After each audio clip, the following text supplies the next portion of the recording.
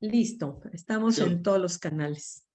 Buenas noches, bienvenidos a un miércoles más del Centro Astronómico Clavius. Nos da mucho gusto que estén aquí participando con nosotros.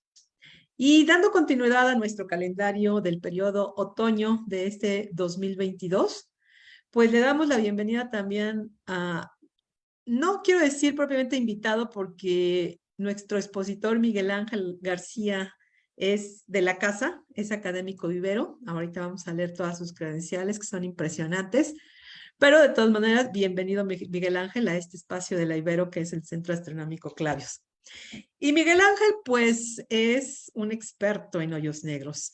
Y como ustedes recordarán, fue en abril del 2019 cuando los astrónomos nos dieron la noticia de que habían obtenido una imagen impresionante y nos platicaban detalles ahí medio un poco que no entendíamos a la primera, que no era propiamente una imagen, sino que era la reconstrucción, porque se había obtenido a partir de mucha información de diferentes telescopios y se trataba de lo asociado al hoyo negro de una galaxia supermasiva M87 que está ya en los confines del universo.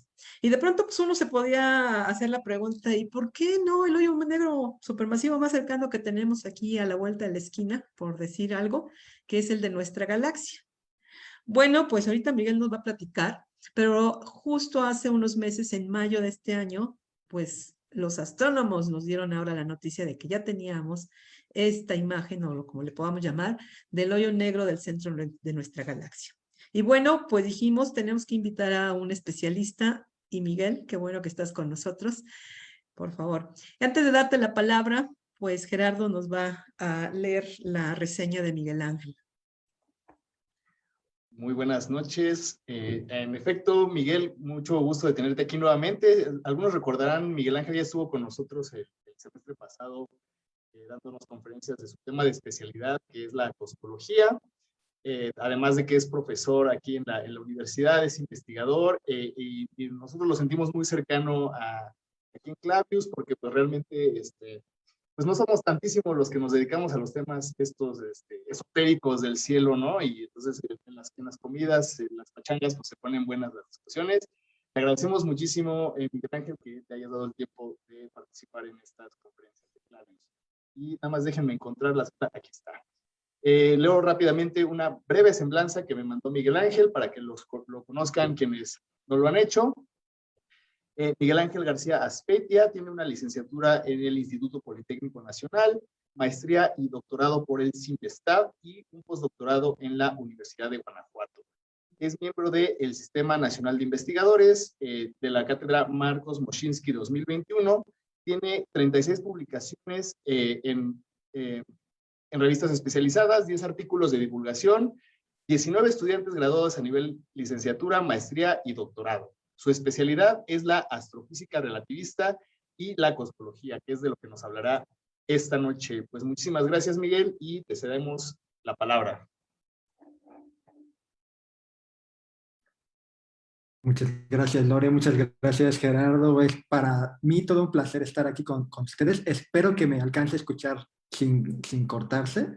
Si no, cualquier cosa me avisan, porfa, si me cambio de red sin ningún problema. Pero bueno, yo me siento en casa en Clavius y me siento en casa en Libero, por supuesto, desde que llegué. Entonces, es para mí todo un placer estar aquí con ustedes.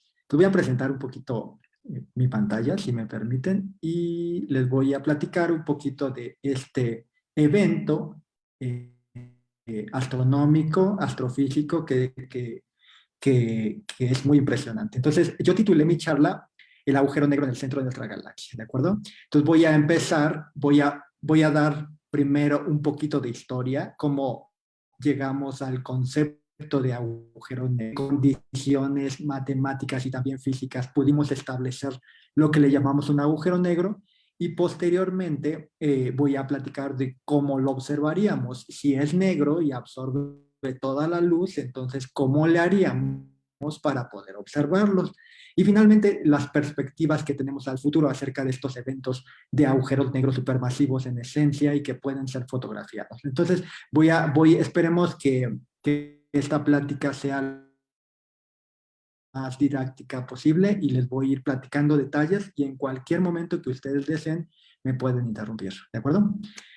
Bueno, entonces un poquito de historia. Vamos a platicar un poquito de historia, pues como siempre esta historia empieza con Albert Einstein, ¿no? Para nosotros el entender lo que es el agujero negro es gracias a la comprensión desde un punto de vista moderno de lo que es la gravedad y Einstein nos puso una ecuación después de una serie de pensamientos abstractos, nos puso una ecuación fundamental, una ecuación de campo que a continuación les voy a mostrar.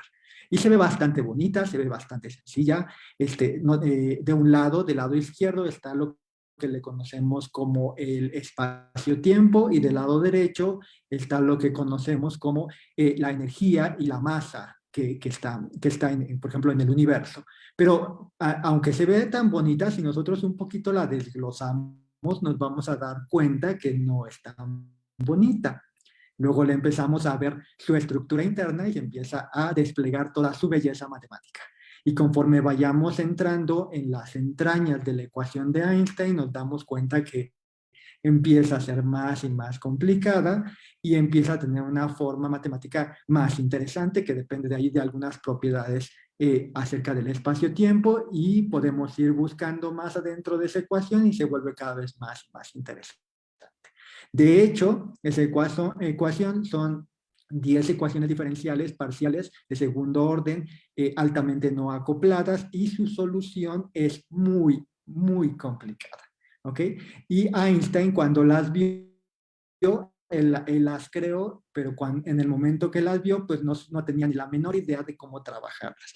Entonces hizo un método que se conocía como el método perturbativo y pudo encontrar una solución de sus ecuaciones.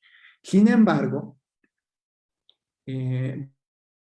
bueno, y así la podemos ir desglosando cada vez más, la ecuación de Einstein, la famosa ecuación de Einstein. Sin embargo, pues bueno, yo les voy a platicar no de las matemáticas, sino de la parte de lo que significa esa ecuación. Pues esa ecuación es bastante sencilla. Tenemos una entidad fundamental que le llamamos el espacio-tiempo, o sea, tanto el espacio como el tiempo están mezclados en una sola entidad, que es esa como sábana azul que alcanzan a ver, y la materia o la energía es, por ejemplo, en este caso, nuestro planeta, y este planeta afecta el espacio-tiempo y produce una curvatura, ¿ok? Y tenemos, por ejemplo, la luna, y la luna siente esa curvatura producida por el planeta Tierra y va a seguir esos movimientos en forma de círculo alrededor de nuestro planeta porque sigue la trayectoria mínima de la curvatura del espacio-tiempo, ¿de acuerdo? Entonces, eso en esencia es, digamos, el corazón de lo que es la relatividad general de Einstein, el corazón de las ecuaciones que les acabo de mostrar. ¿De acuerdo? Pero como les platicaba, Einstein, pues bueno, no tenía esperanza de encontrar una solución analítica de esas ecuaciones, le parecían muy complejas y pues él estaba esperando a ver si algún tipo de persona que se le ocurriera una idea llegara a una solución. Y de hecho no tardó demasiado en llegar a esa solución. El primero que llegó a esa solución, aquí se los muestro, fue Karl Schwarzschild, fue un astrónomo alemán que era todo un patriota y que de hecho peleó en la Primera Guerra Mundial y de hecho falleció en las trincheras de la Primera Guerra Mundial por me parece que tuvo un tipo de gangrena en su pierna. Él era el encargado de disparar los obuses contra la armada rusa. Él estaba en el frente. Entonces, en esos momentos, Karl Schwarzschild conoció la ecuación de Einstein y ahí en ese lugar de las trincheras pues se puso a hacer los cálculos para tratar de buscar una solución a la ecuación de Einstein. Él propuso un objeto solamente masivo, el cual no cambiara en el tiempo, que le llaman estacionario, y que tuviera simetría esférica. Eso quiere decir que era una pelotita perfecta. Y eso es una muy buena imagen de lo que es una estrella. Entonces, bajo esas condiciones, él pudo encontrar una solución, la primera solución que se conoce, la solución de Schwarzschild, para las ecuaciones de Einstein. Schwarzschild se lo envió a Einstein y Einstein quedó sorprendido de que hubiese una solución tan rápido y tan hermosa acerca de sus ecuaciones. Pero tenía una característica muy interesante sus ecuaciones, aunque describía perfectamente el movimiento de los planetas y hacía correcciones relativistas impresionantes, tenía una característica muy rara que todo el mundo observaba. Había una región que si la penetrabas, no lograba salir, ni siquiera la luz. Y esa región está a un tamaño, a 2 gm entre c cuadrada. O sea, si nosotros ponemos la masa de una estrella, la multiplicamos por la constante de gravitación, la dividimos entre la velocidad de la luz al cuadrado, nos dice el tamaño que debe de ser esa estrella para que la luz no logre salir. Y Einstein simplemente lo vio y lo vio como pues, algo muy extraño. Y además había otro objeto que le conocen como la singularidad. Después de pasar ese anillo, que le llamaban el anillo de Schwarzschild, después de pasar ese anillo llegabas a un objeto todavía más fundamental que se conoce como la singularidad, donde todo quedaría ahí, digamos, aplastado. Pero era una curiosidad matemática, pues, porque pues, simplemente en ese momento no existía ningún evento físico que produjera una cosa como esa. Entonces, pues bueno, Einstein lo mantuvo como una singularidad, como algo muy curioso, algo que no podría pasar en la realidad, un objeto que colapsa y que pues queda toda la luz atrapada y nada logra salir, o sea, simplemente se despega de lo que es el universo. Eso es algo muy extraño que Einstein dijo, no, eso no puede existir. Y lamentablemente Schwarzschild murió de la gangrena en la guerra. Y si queremos ver un poquito de este objeto, pues podemos agarrar el Sol, por ejemplo. El Sol mide alrededor de 6.95 por 10 a la 5 kilómetros. Es un objeto muy grande. Y nosotros tendríamos que apretar el Sol hasta que tuviera el tamaño de 3 kilómetros para que el Sol se convirtiera en ese objeto negro, en el cual la luz no lograra escapar. ¿Ok? Entonces eso es algo que pues imposible, ¿no? Einstein decía, es imposible que nuestro Sol fuera apretado hasta un tamaño de 3 kilómetros y entonces eso era imposible, ningún evento físico lo pudiese digamos, mantener, y entonces era imposible que existieran esos objetos negros, ¿no?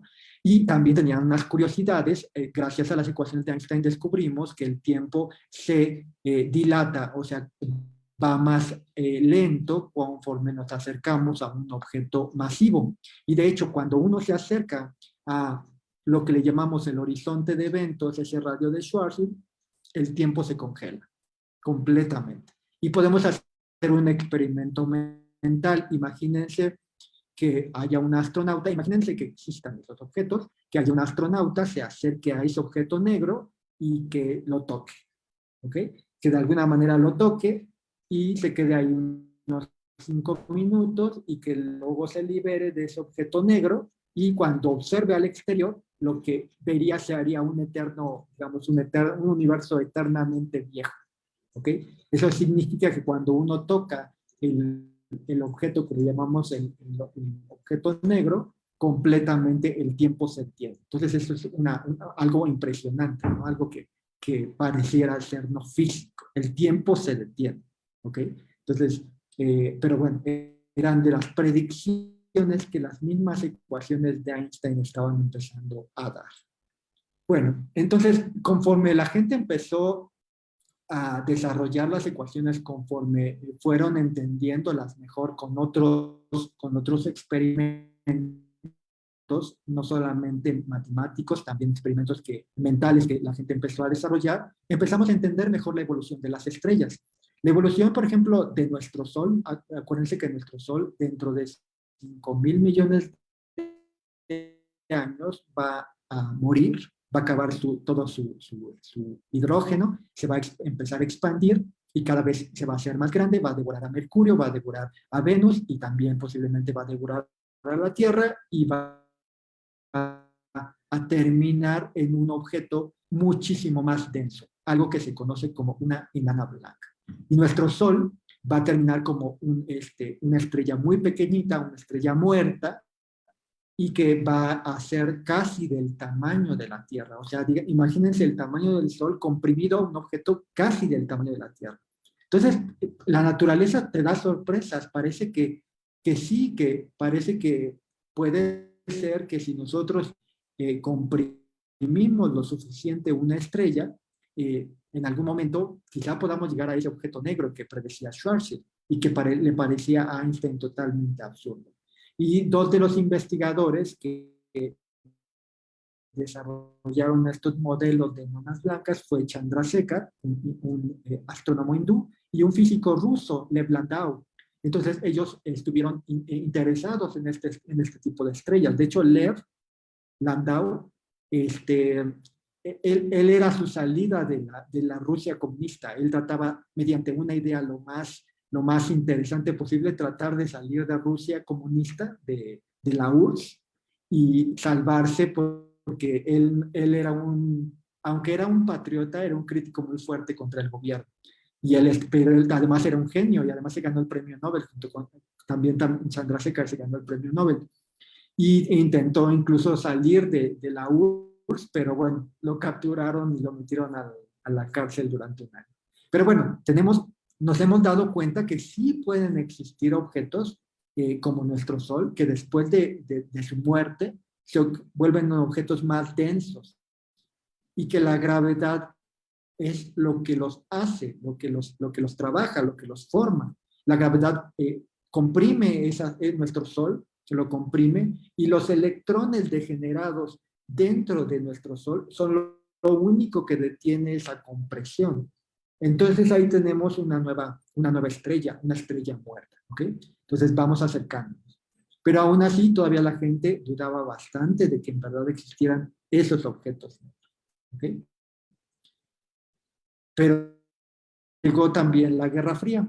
En la Guerra Fría muchos de los científicos los pusieron a hacer armas nucleares. Y entonces empezaron a entender cómo funcionaban, por ejemplo, la materia bajo condiciones de alta energía, bajo condiciones de gran compresión, y empezaron a entender digamos, el combustible de las estrellas. Empezaron a entenderlo mejor y muchos de los científicos se empezaron a convencer de que posiblemente esas estrellas negras, ahorita le estoy llamando estrellas negras, existían, tal vez existan, pero ya fue durante la Guerra Fría, durante el proceso de armas nucleares. El primero fue Sheldovich, que está en la parte izquierda de su pantalla, es un físico soviético, y también estaba encargado de las armas nucleares, y él fue uno de los primeros en pensar de que sí existían estrellas que colapsaban lo suficiente como para formar esos objetos negros.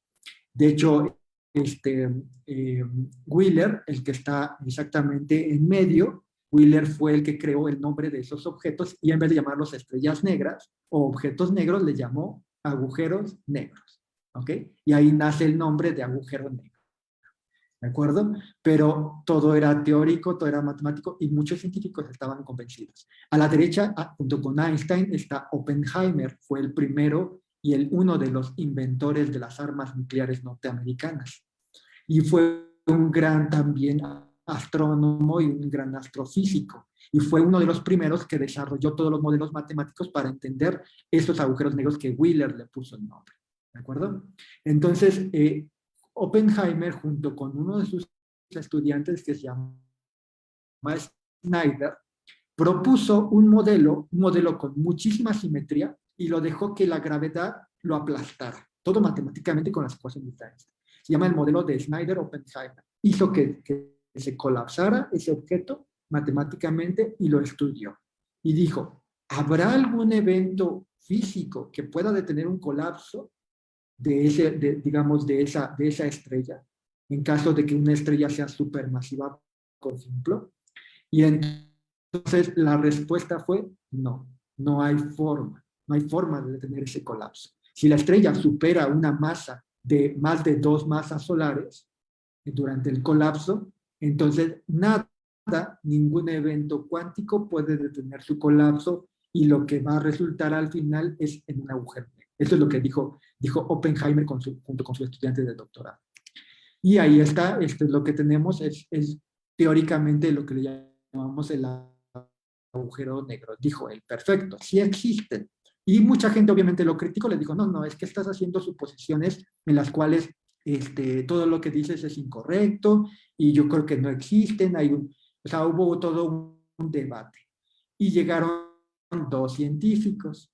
El primero fue Roger Penrose, que se ganó el premio Nobel, y uno de los que también conocen bastante, Stephen Hawking, y sentaron las bases y dijeron,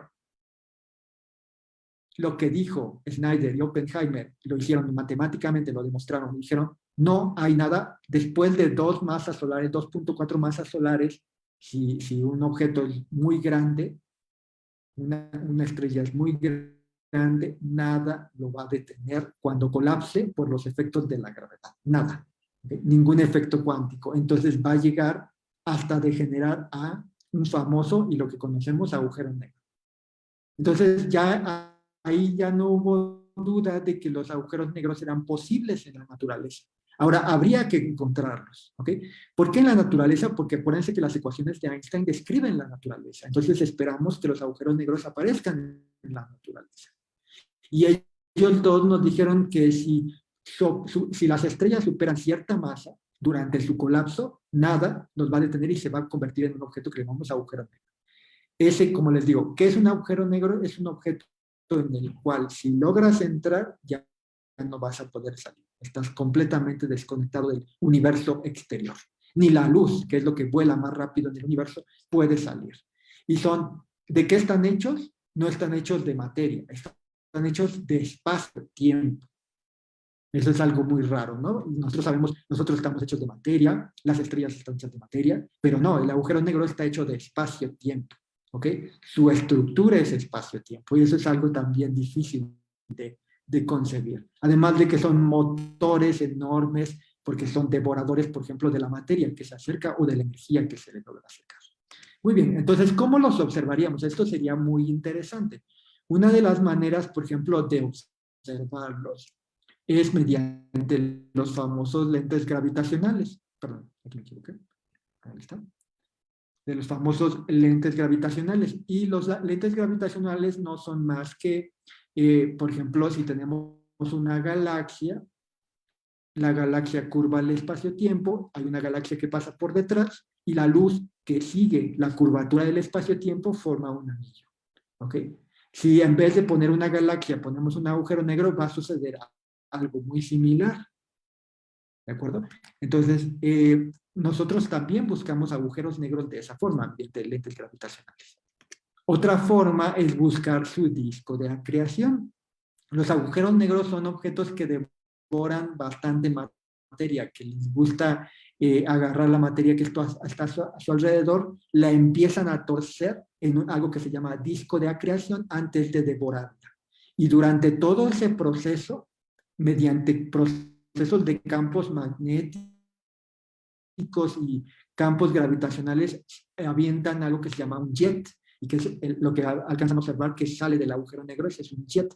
Y ese evento puede iluminar las estrellas, puede iluminar completamente una galaxia, completamente, y son eventos de bastante energía que uno esperaría poder observar mediante los telescopios. ¿De acuerdo? Y de hecho lo hacemos. Esa galaxia que alcanzan a ver ahí es en 87, es una galaxia supermasiva y que tiene muchísimas estrellas, y extrañamente tiene un jet. No sabemos, bueno, sí sabemos ahorita, pero cuando se fotografió al principio, no sabíamos de dónde procedía ese jet, ¿ok? Y entonces la gente sospechaba que el culpable de ese jet era un agujero negro supermasivo, ¿ok? Algo estaba procesando toda la materia en el centro de esa galaxia y estaba aventando enormes chorros de radiación hacia el exterior, hacia el universo, y los estábamos viendo. Sería interesante fotografiarlo, ¿no? Sería muy interesante tratar de hacer una fotografía de ese objeto, de ese monstruo, y en verdad asegurarnos si es un agujero negro. Otra manera, una manera definitiva de encontrar un agujero negro son, por ejemplo, con ondas gravitacionales. Hay a veces en el universo, hay parejas de agujeros negros que bailan una a la otra. Empiezan a hacer un baile gravitacional. Y durante su baile gravitacional es como si empezaran a mover la sábana del universo y envían ondas gravitacionales. ¿Ok? Y de hecho, los observamos mediante mediante algunos observatorios de ondas gravitacionales, los observamos y llegamos a la conclusión de que sí, las parejas de agujeros negros sí existen. Y parece ser, con esta observación de ondas gravitacionales, se llegó a la conclusión de que las, por ejemplo, parejas de agujeros negros o parejas de estrellas de neutrones con agujeros negros existen en la naturaleza. ¿Ok? Esta observación es altamente complicada de obtener, porque digamos, la perturbación del espacio-tiempo producido por dos agujeros negros es unas 1000 veces más pequeña que el átomo. Entonces, imagínense detectar eso tan pequeño, es altamente, casi improbable, casi imposible, y aún así lo detectamos. Y eso es algo muy impresionante. Y para que, digamos, lo que observamos coincida con lo que teorizamos, lo único que puede existir, los objetos que bailaban juntos en el universo y que enviaron esa onda gravitacional, tienen que ser agujeros negros. ¿Ok? Entonces, es la única forma.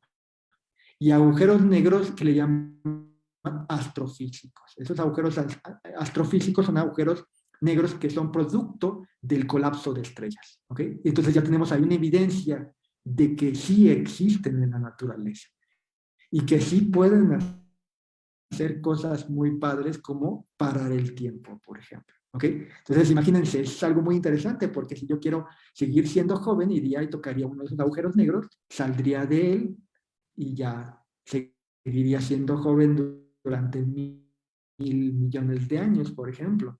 ¿Ok? Entonces seguiría teniendo 39 años, voltearía a ver y ya habían pasado, por ejemplo, 1 millón de años, 2 millones de años, y entonces la Tierra tal vez ya tendría otra forma, ¿no? Completamente. Entonces, eso es algo muy interesante que sucede en los agujeros negros.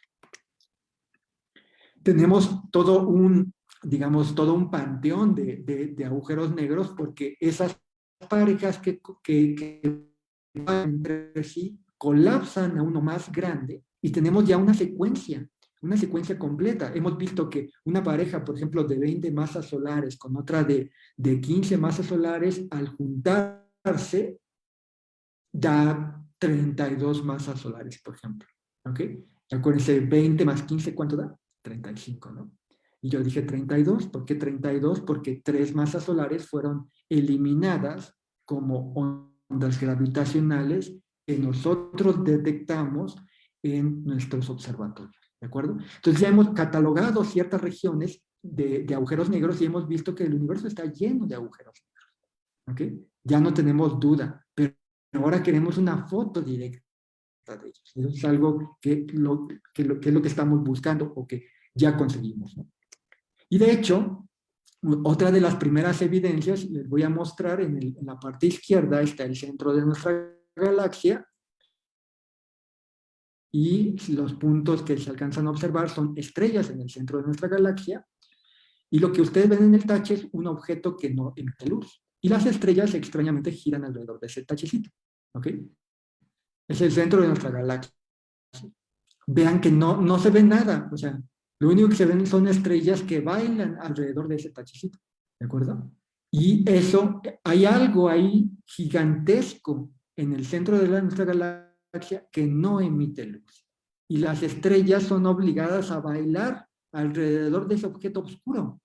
Y tanto Andrea Ghez como Genzel fueron los que observaron, digamos, indirectamente ese objeto negro y vieron cómo las estrellas bailan alrededor de ese objeto negro. Y gracias a eso también se ganaron un premio Nobel hace poco. ¿Ok? Entonces, es una evidencia de que hay algo ahí gigantesco, un monstruo gigantesco en el centro de nuestra galaxia que no emite luz y que mueve estrellas. Imagínense, nuestro Sol mueve planetas, ¿cierto? O sea, los planetas giran alrededor del Sol. Aquí Sol es muchísimo más grande que nuestro Sol, girando alrededor de ese objeto negro. ¿Qué será? La única solución para que pase eso es que ese objeto sea un agujero negro. ¿Ok? Y de hecho, ese agujero negro, gracias a la mecánica newtoniana, uno puede inferir que ese objeto negro que no alcanzamos a ver tiene 4 millones de masas solares. O sea, es tan gordo como 4 millones de soles, ¿ok? Y es muy pequeño, es también un objeto bastante pequeño. Y la estrella que ven ahí que se está moviendo en esa línea, esa es la estrella que les mostré anteriormente, ¿ok? Y se encuentra a 20 millones de kilómetros de distancia de ese objeto negro. Ajá.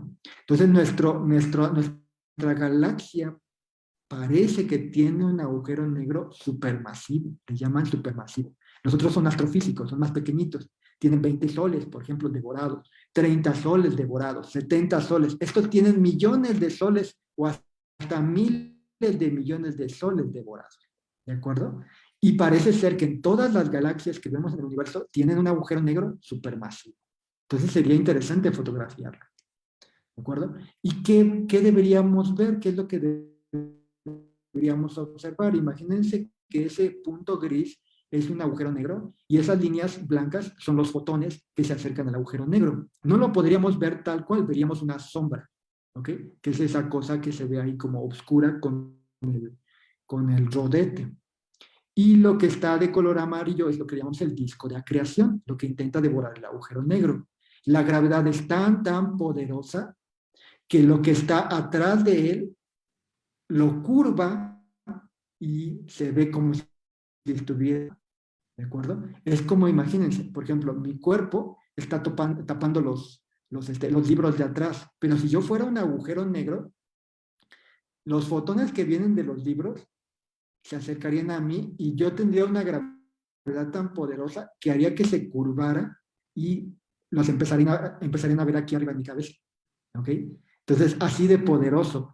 Es como si lograra arrancar luz y pasarla por arriba y nosotros la veríamos, ¿de acuerdo? Entonces, si en verdad existiría y si les pudiésemos sacar una foto, se vería como algo como eso, ¿ok? Un objeto, ven que hay una como tipo sombra y la materia girando alrededor de él. ¿Okay? Y si se dan cuenta, lo que está en la parte superior es la materia que está detrás del agujero negro, pero la gravedad es tan fuerte que los fotones suben por la parte superior, y eso es lo que nosotros alcanzaríamos a ver. ¿De acuerdo? Tratamos de fotografiarlo. Para fotografiarlo, necesitamos un telescopio del tamaño de la Tierra. Ups, imposible, ¿no? Y con el presupuesto actual, peor, no se puede. Entonces, un telescopio del tamaño de la Tierra, ¿cómo lo haremos? Pues bueno, tenemos que ser bastante inteligentes. Hay en la física algo que se llama interferometría y gracias a eso podemos construir un telescopio del tamaño de la Tierra nada más juntando una serie de diferentes radiotelescopios en diferentes partes del mundo, ¿ok?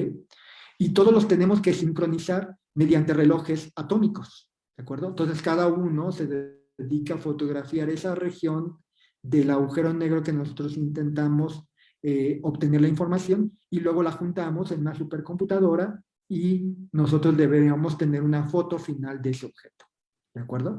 Toda la sincronización es tan exquisita y perfecta que se tiene que hacer con relojes atómicos. Y orgullosamente, México participa, es uno de los radiotelescopios que está participando y es uno de los más poderosos que participa, está en México. De hecho, está en la Sierra Negra en Puebla. ¿Okay? Entonces, todo ese conjunto se llama el telescopio del horizonte de eventos. ¿De acuerdo? Y entonces, la finalidad sería fotografiar el que está en el centro de nuestra galaxia y fotografiar otro. ¿Cuál sería el interesante? Pues uno que está en M87, el que tiene el chorro. Si se dan cuenta, el que tiene el chorro de radiación es uno todavía más grande que el de nuestra galaxia. Entonces, aunque esté más lejos, pero como es más grande, hay una proporción y podríamos fotografiarlo con esta configuración que intentamos hacer. Y aquí les muestro el GTM, que está en la Sierra Negra, en Puebla, y es uno de los radiotelescopios más poderosos que existen actualmente. ¿De acuerdo? Entonces, también la colaboración mexicana participa en todo este juego, que es bastante interesante, ¿no? Y pues bueno, no es sencillo. Por ejemplo, ahí está Katie Bowman, y Katie Bowman, de hecho, es una de las encargadas de recopilar toda esa información, procesarla mediante algoritmos bayesianos junto con supercomputadoras y tratar de encontrar esa fotografía, ¿de acuerdo? Y si se dan cuenta, pues bueno, toda esa información no se puede mandar por internet, porque pues bueno, no se puede, son petabytes de información, ¿ok? Cada radiotelescopio produce petabytes de información, ¿de acuerdo? Entonces, imagínense, un radiotelescopio produce una cantidad de petabytes, el otro también petabytes, entonces es imposible mandarlo por internet. Se mandan por discos duros mediante avión a ciertas regiones del planeta para que se procese, ¿de acuerdo? Y al final, pues bueno, esto es todo un juego porque no es fácil de obtener. Primero se tiene que hacer una serie de algoritmos para procesar todos estos datos y ver si en verdad se sacó la foto de ese agujero. ¿Ok? Entonces es un proceso bastante grande. Y hay varios equipos. Un equipo del que dices, tú mediante cierto algoritmo vas a obtener la foto de ese agujero negro. Este es el equipo 1. Y el equipo 2 vas a hacer lo mismo, pero con otro algoritmo. Y el equipo 3, y entonces así hicieron, con otro algoritmo, buscar si se puede obtener la foto. Y entre esos equipos no hay comunicación, para no engañarse. Entonces, si todos llegan a la misma conclusión y a la misma foto, significa que la foto es real. ¿Ok? Entonces es un proceso bastante complicado de información y en su mayoría se hacía en el MIT y en el Max Planck. Y también tenemos simulaciones numéricas. ¿Qué es lo que veríamos? En la parte superior es una solución de las ecuaciones de Einstein con un disco de acreción de materia, y eso es lo que le llamaríamos el agujero negro, con diferentes rotaciones. Y en la parte de abajo también son simulaciones, pero poniéndole un filtro en el cual es como si estuviesen viendo por el telescopio. Si en algún momento se pudiese obtener una fotografía de un agujero negro, lo que se vería es algo como eso que está en la parte de abajo. Eso dicen las ecuaciones de Einstein. Eso no es la realidad. Esas son las matemáticas. Bueno, las matemáticas son realidad, pero digamos, esa es lo que nosotros deberíamos ver si Einstein tiene razón. ¿De acuerdo? Entonces, vamos a ver. Tardaron 1 año y medio, me parece, así, procesando los datos. Todo estaba en silencio, nadie decía nada. Y de hecho, pues bueno, les muestro la primera fotografía que nos compartieron de M87. ¿Ok? Y si se dan cuenta, la igualdad, ¿no? O sea, vean las fotografías de esta.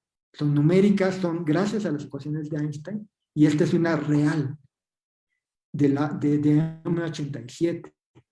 El objeto tiene de 3 a 6 por 10 a la 9 masas solares, miles de millones de soles devorados.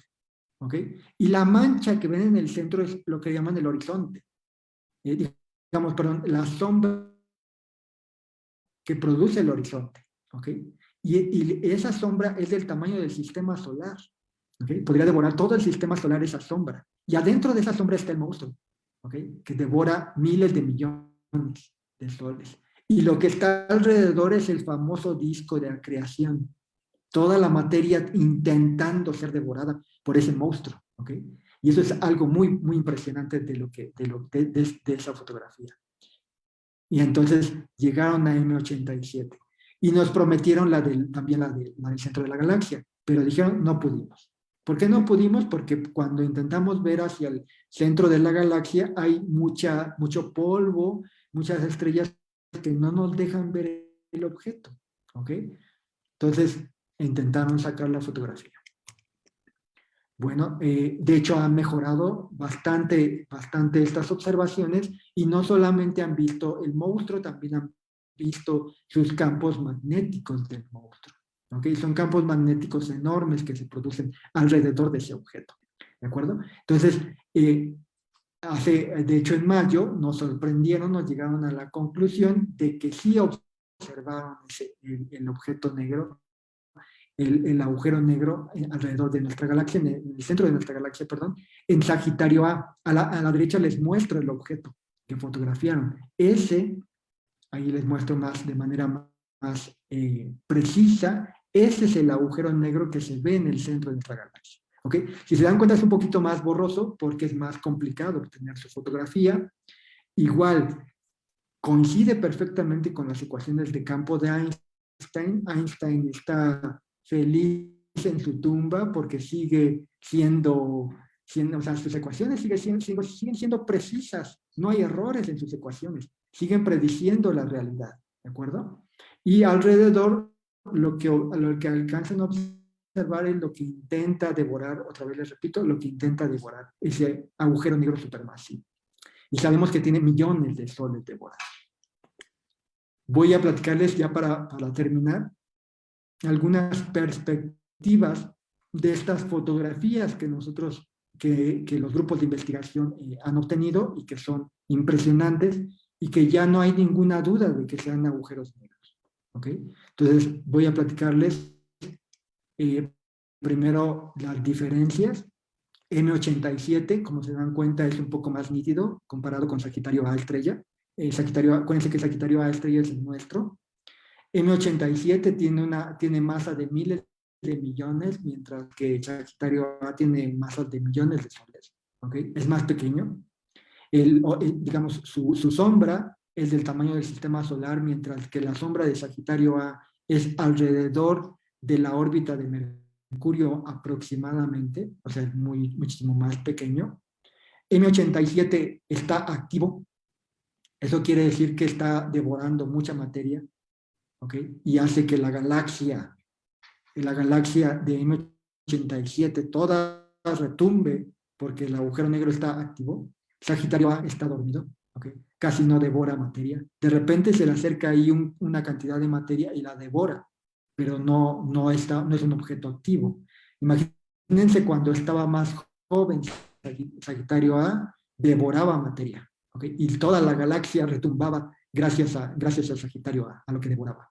Entonces, sabemos un poco acerca de su spin, sus rotaciones son muy grandes, aunque son objetos supermasivos, sus velocidades de rotación son cercanas a la velocidad de la luz. ¿Okay? O sea, eso es también algo impresionante porque son objetos muy grandes y rotan, hacen que rote el espacio-tiempo. Entonces, están rotando también y ya conocemos más acerca de lo que son y de en verdad, si digamos, la evolución de esos agujeros negros supermasivos. Todavía tenemos varias dudas que tenemos que responder. Todavía no entendemos cómo se forman y por qué se forman en el centro de las galaxias. Y no sabemos, creemos que pueden ayudar a los procesos de formación de las estrellas en las galaxias, pero todavía no estamos muy seguros todavía. Pero ya tenemos, ya empezamos a tener certeza de ellos. Entonces, lo que hace mucho tiempo, en 1916, 1915, Einstein creyó que era imposible, es posible. Y gracias a sus ecuaciones. Hace poquito, de hecho, se publicó la parte más cercana a la sombra, digamos, más cercana a lo que llamamos el horizonte de eventos. Y eso se conoce como el anillo de fotones. Es una región tan cercana al agujero negro que si cualquier error del fotón se va para adentro, ¿ok? Y cualquier error, digamos, en contra, sale, ¿ok? Entonces, el agujero negro es tan poderoso que un rayo de luz lo acerca y lo hace rotar alrededor de su órbita. Y cualquier perturbación lo absorbe. Y gracias a algoritmos hemos observado ese anillo también de fotones, ¿ok? Y entonces, eso también es una predicción de la relatividad general. Y eso significa que Einstein sigue siendo válido en lugares tan importantes como esos, ¿de acuerdo? Tan poderosos. Y aún más, queremos saber qué produce ese jet. Tenemos algunas teorías de cómo se produce, pero todavía tenemos algunas dudas de en qué región, a qué región, a qué distancia de la parte polar de la negros donde se produce. ¿Okay? Y eso mejorando, tenemos que mejorar nuestras observaciones.